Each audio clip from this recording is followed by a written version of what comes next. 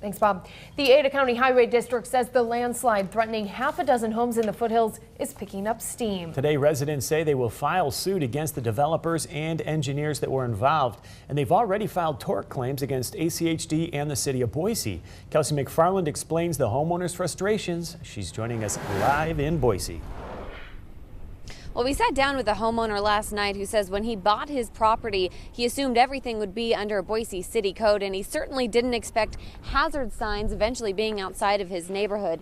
Now he's part of the group that's suing, saying this all could have been prevented.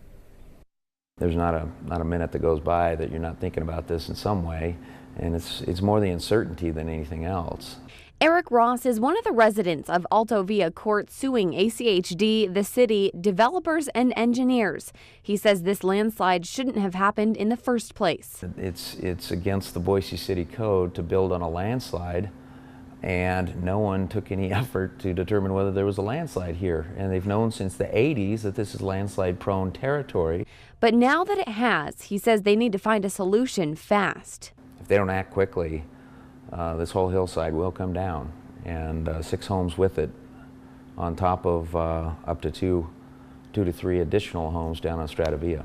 Attorneys for the developer and Spencer Wood, a geologist at Boise State, believe ACHD's efforts to drain stormwater down Table Rock should have been addressed. They've gotten away with it for 10 years, but this was a very heavy winter, and that will need to be evaluated. But ACHD says that's not the case. The developer hasn't provided any facts to substantiate that claim.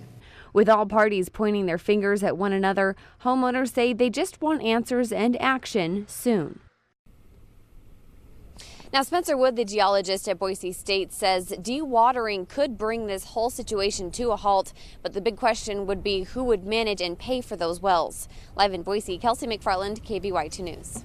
All right, thank you, Kelsey, for that live report this